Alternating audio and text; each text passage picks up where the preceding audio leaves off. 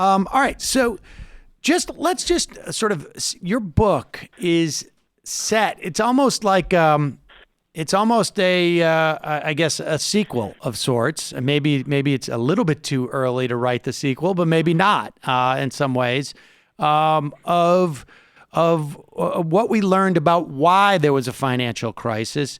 You look at the sort of what happened in the wake of the financial crisis, specifically in terms of homeowners. 8 million people lost their homes in the wake of the 2008 financial crisis. Just give us the overall gist of what you're looking at here. Yeah, I mean, you mentioned there has been so much journalism dissecting exactly why the economy collapsed 10 years ago, right? And, the fact that we bailed out the banks instead of the American public, like, this is well known, right? But we seem to have forgotten the fact that in the meantime, 10 years have gone by, right? And we're living in a country right now where the unemployment rate is low. The Dow Jones Industrial Average is high. The president is telling us the economy is fantastic. And yet, across the political spectrum, we know that that doesn't tell the whole story. We live in a country where the top 0.1% now has as much wealth as the bottom 90%, a wealth gap that we haven't seen in 100 years. And so since we live in a country where our wealth is tied to our home, where homeownership is the American dream, it seemed like looking at what happened over the past decade would be a very fruitful exercise. And we should say that homeownership is the primary driver of intergenerational wealth, which is, to a large extent, and this is well, in some respects, it's a similar story, but it's a slightly different story as to what accounts for the some of the major discrepancies between, let's say, black wealth and white wealth in this country is a function of home policy, of home ownership policies that we've had throughout our history, and in some respects, some of this is not terribly different. There's an element of that. A lot of the people who lost their homes were black people, brown people in this country. What was the main in the wake of the financial crisis? We have people who find that they're underwater on their mortgages. They have signed up for mortgages because of really unscrupulous, crooked, fraudulent, however you want to express this, mortgage providers into loans that they could not, they either didn't understand or simply could not afford, largely because of these sort of ballooning interest rates. Just give us a sense of what was the predicate for the scams that basically followed.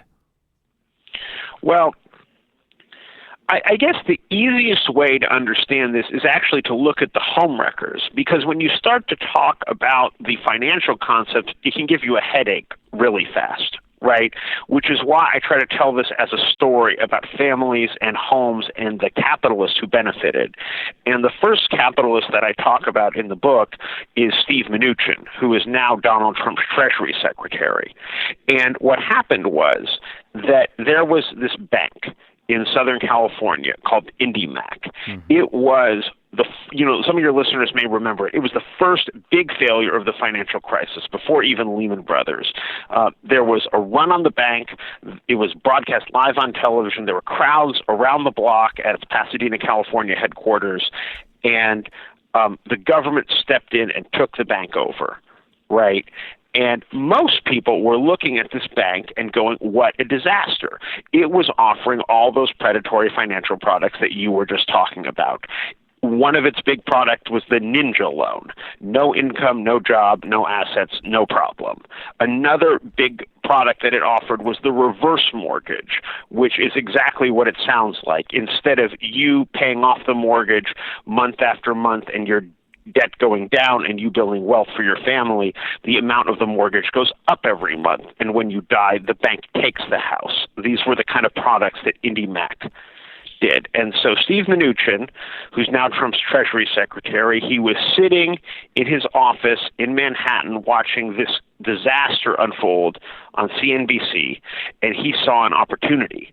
And he put together this group of investors that included George Soros, John Paulson, Michael Dell, the founder of Dell Computer, and they took this bank off the government's hands.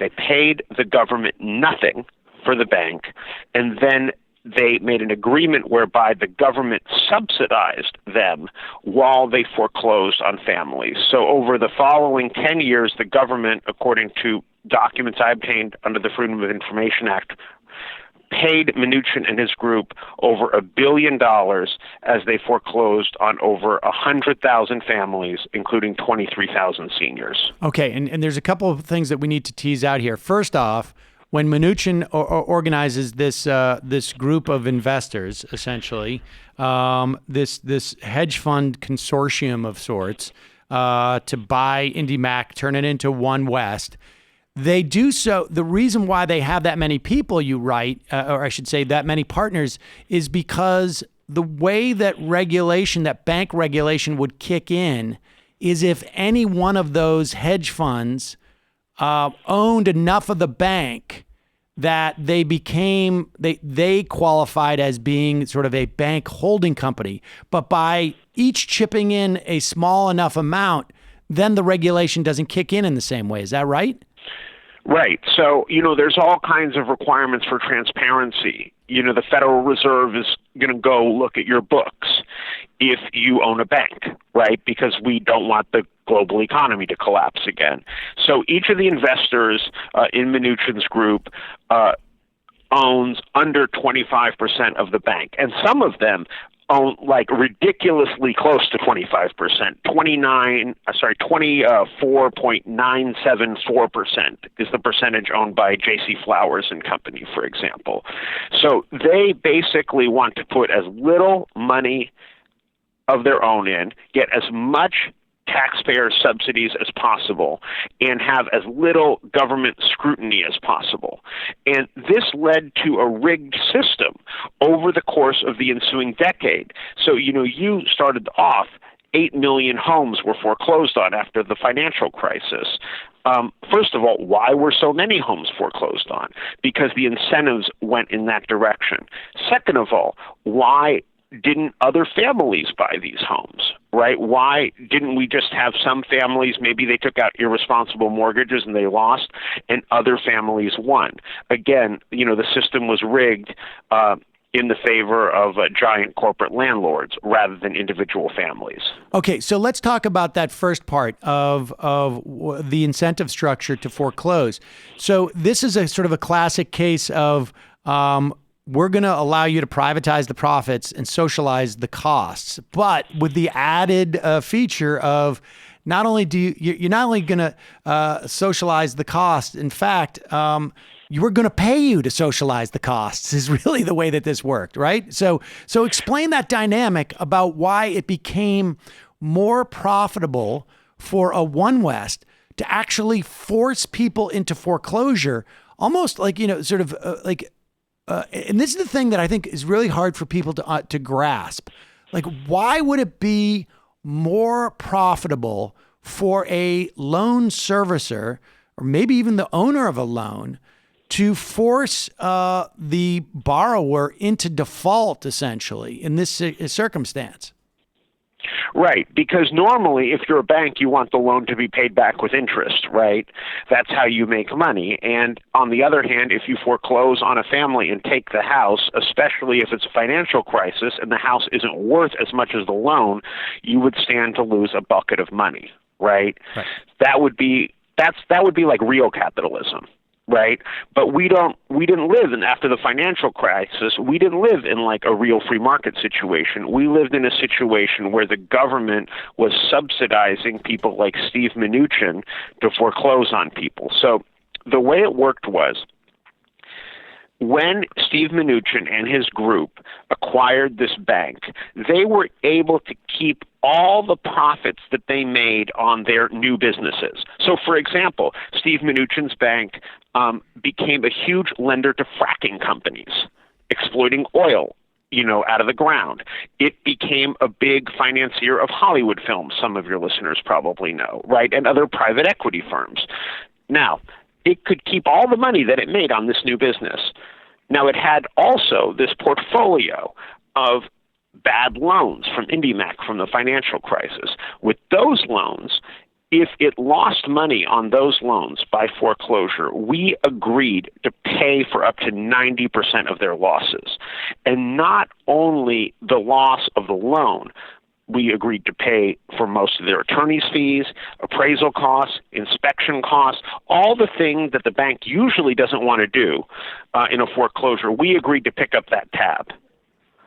Now, to be clear, they didn't pay for the loans in the first place, right? They assume. Well, I actually got an email. Yeah, I actually got an email from Steve Mnuchin after this book came out. He was upset at the way I'm characterizing this. So since we have some time, let me slow down. Please. They paid the government nothing, right? They then did invest $1.6 billion in the actual bank, which they capitalized and then went off and did all the other businesses that I've been talking about, like financing fracking, for example, right? But they didn't pay anything to the government for all of these bad loans. No, they basically the deal that the government was like, we're going to lose even more money if we get stuck with all this ourselves. Here, you take it and we'll pick up a lot of the losses, right? But so what they did was, it's like we gave them this like junk car, right? Then they invested a couple $1,000s in fixing up the junk car. Eventually, they sell the bank. Steve Mnuchin actually sells this bank to his upstairs neighbor in a Park Avenue apartment house. He's able to keep all that money and never pay back any of the losses that we paid to him and his group. So let me try and refine this analogy, and you tell me if this is right. What they actually did is they bought a car repair garage, and there's a dozen junky cars in there that the government doesn't want to take responsibility for. They used the garage to start offering all sorts of other stuff, like we're going to do detailing, we're going to fix your catalytic converters, and they take those junk cars in there, and the government agrees, like, oh, if you dispose of these, we will pay you to dispose of them. And so all they did is they basically threw these out. But in the process of throwing them out, that is the equivalent of basically forcing people into foreclosure, and the government pays them for resolving these loans, right? So did the government anticipate, like, initially, like, oh, they're going to work these loans out and we will just backstop them to give so that the American spirit of going in there and helping homeowners can be encouraged, and we can tell them, like, if you mess up, don't worry, we'll be your safety net. But basically what they said is, we're just going to go directly into the safety net, thanks. Well, I mean, there were these things called mortgage modification programs, right? But, I mean, anyone who was alive during that time knows how hard they were to access. This is right? HAMP, essentially, right? HAMP. Yeah, I mean, this even was not HAMP. This even predated HAMP, and it was the special deal that Steve Mnuchin made with the FDIC. And by the way, we haven't talked about Wilbur Ross. Everything that I'm saying about Steve Mnuchin, Wilbur Ross did all the same stuff with a bank in Florida called Bank United that he bought. So that's why the book is The Homewreckers, because there's this whole crew of these people. So, Mnuchin and Ross both did this. But staying on Mnuchin for a moment, he made this deal with the FDIC. The deal that he made with the FDIC said that we will compensate you for your losses, but first you have to work with the families, right? Even interviewing Sheila Bair, the former chairman of the FDIC 10 years later, she was still defending this deal to me, like even now, even knowing that 100,000 families, including 23,000 seniors, lost their homes, and we paid $1 billion to subsidize it. And her reasoning was that if we hadn't done this, our losses would have been even greater. And according to her. And the bottom line is that what people accuse Steve Mnuchin and One West of doing is, instead of trying to work with the families, they basically worked to get the families to foreclose because it was just basically more profitable for them. And that is what they started to investigate at the California State Attorney General's office, right? And will you just tell that part of the story, because it involves Kamala Harris? I think people have heard it, slightly, but not in the level of detail I think that you know it. Right. So, the national settlement with the big banks was going on, right? And Kamala Harris, who was at that time the Attorney General of California, formed a mortgage fraud strike force that was supposed to go after the bad actors. And so her mortgage fraud strike force started to investigate this bank because, as I said, they could get all of this money from the government while foreclosing on people, but only if they worked with families. And what her investigators found, Kamala Harris's investigators found, was systemic abuse and endemic robo-signing. So I always thought robo-signing was like a robot signing paperwork. Actually, what it meant was that there were human beings sitting in a warehouse in Texas that were signing these papers so fast that it was as if they were robots. And in the process, a lot of people were getting foreclosure notices who never should have been foreclosed on. There was this woman in Florida, the most famous case, who got a foreclosure notice over a 27-cent payment error. 90-year-old woman, right? These should not have happened, but they happened because there was like this conveyor belt of foreclosure and cashing in. So investigators for Kamala Harris, who were in her mortgage fraud strike force that she talked about, at the Democratic National Convention in a prime speaking spot in 2012, they pointed a finger at One West and they told her to sue this bank, and she buried it. Do we know why she buried it? The explanation that she's given is a legalistic one that says that as the state attorney general, she could have not gone after a national bank like One West. But her own staff firmly disagreed with this. And they also made another point, which I think is really important, which is they said even if they sued One West and lost, that there would have been substantial public interest in simply documenting for the public what this bank was doing, right? Even if they couldn't get a legal settlement. I mean, instead of that, the only reason we know this is that when Steve Mnuchin was up for Attorney General, this document, this report by her staff that I'm talking about was leaked to a journalist of The Intercept. Yep, David Dan, we have on it many times. Yep, so here I am, right, in 2019, writing about a document that she buried in 2013, right? So wouldn't it have been nice, her attorneys argue, that even if we end up losing the case, to have all this great information having the light of day, for many years beforehand, we might have stopped the flow of all these, at that point we'd only spent like $300 million subsidizing this bank. We'd go on to spend hundreds of millions more. And just to be clear, the other thing that the government could have done, and there's some question as to whether, and this is, obviously what happened with One West happened, or I should say, what happened with IndyMac happened, prior to the actual crisis in September of 2008. But there was an opportunity to just give this money directly, to have the government actually do the workouts of these loans rather than rely on the good graces of people who are incentivized to do the opposite, to do them. And had the government done the workout of these loans, basically just coming in and saying, we're going to cut your principal, the banks could have been saved that way, right? Well, there were going to have to be losses, right? I mean, there's no doubt about it, right? Like, it was a disaster. But we decided to assess all of those losses on working families. And that's why the homeownership rate went down every single year during the Obama presidency until it bottomed out in 2016 at a 50-year low, right? We saved the banks, not the people. In the Great Depression, President Roosevelt did exactly what you were talking about, which is that we created a government-run bank. The bank refinanced 1 out of every 5 loans in urban America. It saved 1 million homes. And it propelled equitable growth in this country for generations. After World War II was over, we had the GI Bill. The GI Bill was another government-run lending program, helped 4 million American veterans buy homes.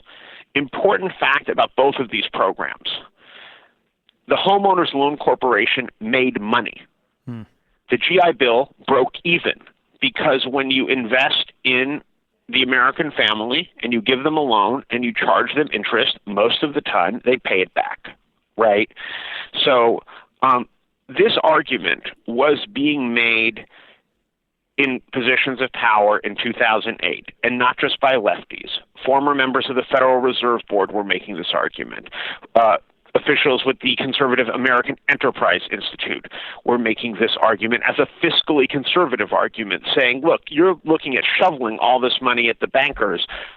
When we bailed out the American family, we turned a profit, right?